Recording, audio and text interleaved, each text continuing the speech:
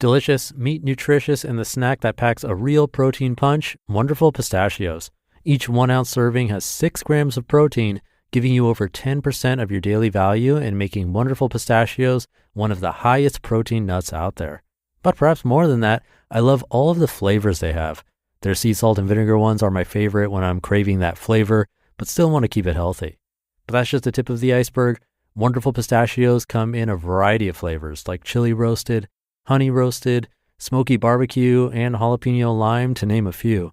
Perfect for enjoying with family or friends and taking them with you on the go. Whether you're a pistachio purist who loves cracking open every nut, or you prefer the convenience of no-shells pistachios, Wonderful Pistachios has got you covered.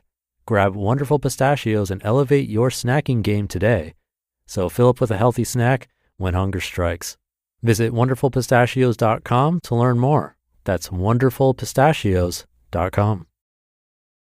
It's a Minimalist Monday edition of Optimal Living Daily, episode 3179, Minimum Viable Home, by Colin Wright of exilelifestyle.com.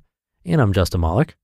Happy Monday. This is the award-winning podcast where I read blogs to you with permission from the authors.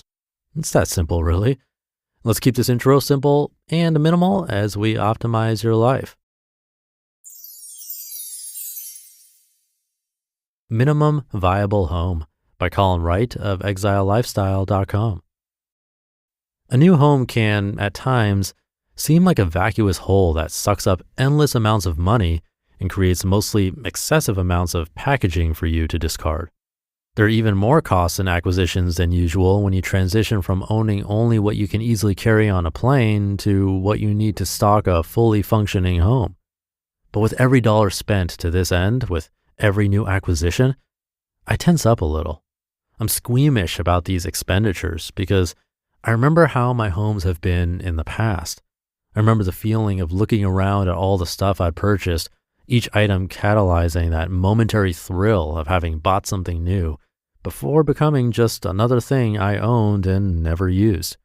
Some of those possessions were legitimately practical, but most of them were essentially useless for me and my priorities. There were expensive decorations that weren't even particularly beautiful, furniture that went unsat upon, gadgets that remained unutilized, kitchen tools that were forever uncooked with, all serving the same function as art, but without the art part.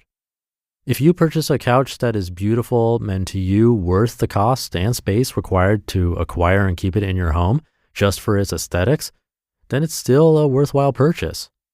I've owned many such showpieces that, in retrospect, weren't carrying their own weight. The money and space could have been better spent on other things, but were instead wasted on these unsat upon bits of furniture that I owned out of cultural habit. Homes have couches. Homes have kitchen tables. Homes have X, Y, and Z. This new home of mine was a blank canvas, an empty space I could fill with whatever the hell. It only seemed natural, having lived the way I've lived for so long, to stick to the essentials. But what are the essentials for me? How can I know what I'll need living this kind of lifestyle in this kind of space if 7 years have passed since I've last experienced something similar? Since I've last purchased furniture, paid electric bills, received my mail at a given address with any regularity? There's a term in the tech world that I found myself thinking about a lot lately: minimum viable product, or MVP. The idea behind an MVP is that if you're building an app for a smartphone, you build the most minimal, streamlined, stripped down version of the app you possibly can because you don't know what you don't know yet. It may be that you shovel tons of time and money into the thing, making it beautiful and complete, only to discover there's something fundamentally wrong with it after you've expended all that time and effort and money. Building an MVP first allows you to make sure the core functionality works and works well before you add any gloss and before you invest too much time or resources on it. I've been thinking of my home in this same way. I didn't know what I wanted in a home, but I did know what I'd need to do the work I enjoy doing. I decided to start there.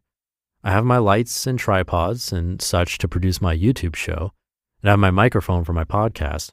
I knew I'd need a desk and a chair, and ideally another more comfortable chair where I could lounge for long periods, This would ideally be a rocking chair, because in my mind, if there's a heaven, it's filled with all the books in the world and a rocking chair where I can sit while I read them. I wanted to make learning to cook a key component of my lifestyle here, so I purchased a cast iron combo cooker, a decent chef's knife, and a cutting board. I'd also need a bed and a few bed-related accoutrements. And that's it. I mean, aside from consumables like toilet paper and soap and trash bags. But for the rest, even other seemingly infrastructural items, I wanted to make sure I actually needed them first. Before making any further purchases, I wanted to make sure I was buying things I would use. No more couches for the sake of couches. No more gadgets because I have room to store them. I bought my bed and a mattress, a few pillows, a duvet and some sheets, a simple desk, a simple chair, a kick-ass rocking chair. It's heavenly. I set up my lights and tripod. There's a corner in my living room that's dedicated to shooting videos, a corner that would normally contain a couch and coffee table, I think. From there, I decided to use the space and the things I bought before purchasing anything else. To use the minimum viable home before deciding what to change, what's missing, what to add. By living here and seeing what I need as I go about my day, I can slowly fill my home with exactly the things I'll use and appreciate and nothing else. I can keep this place practical and functional without succumbing to clutter. I can determine what I actually need rather than what I theoretically need based on the idea of an archetypical home that may or may not fulfill my specific needs. A minimum viable home, an MVH, is a place you live, experience, try out before filling with stuff. Then, as you need things, very intentionally and slowly, you acquire them. It's a bit like a packing party in reverse. Instead of packing up what you've already got and pulling out things as you need them, you avoid buying them in the first place, adding to your home only when you find yourself needing something and not before. As a result, this is obviously not something you can easily do if you're already moved in and huddled amongst your things in a well-stocked house or apartment. But if and when you do have the opportunity to move into a new space, consider starting from scratch or near scratch so that you can build something you shaped from the foundation outward. The specifics of each home will be different, of course, since we all have different needs. That's the case with minimalism in general, focusing on the vital stuff and eschewing the superfluous. And it's the case with incremental, intentional homemaking as well. For many of us, the result will be something that looks less like a catalog clipping of a home and more like a physical embodiment of what each of us as an individual thinks is important. You just listened to the post titled Minimum Viable Home by Colin Wright of exilelifestyle.com. And I'll be right back with my commentary. Thank you to Colin. I can definitely relate to this. I've moved many times over the years, which kind of forced me to do that packing party that he referenced in this article today. If you're not familiar, a packing party is what the minimalists wrote about. I also read that article way back in the day. Basically, you're packing up everything you have, then only unpacking stuff you need. It's pretty extreme, and I doubt the average person would do this just to do it, unless they were completely fed up. But when you're moving, you really are forced into it. And this is where procrastination can kind of be on your side, because you slowly unpack whatever you need, and the rest ends up staying in boxes, proving that we actually didn't need all of the stuff to begin with. And I say procrastination is kind of on your side in this case because the downside is that while that stuff stays in boxes, we tend to keep it that way. Instead of donating or selling it, it just stays there. I'm guilty of this myself. There always seems to be other things that need to get done sooner. But it's important to think about. I really do believe if we all curated a bit more and second-guessed that item that we added to our cart, caught ourselves before making the impulse purchase, not only would we have more money saved, but less clutter, fewer things to take care of, less stress, likely more happiness.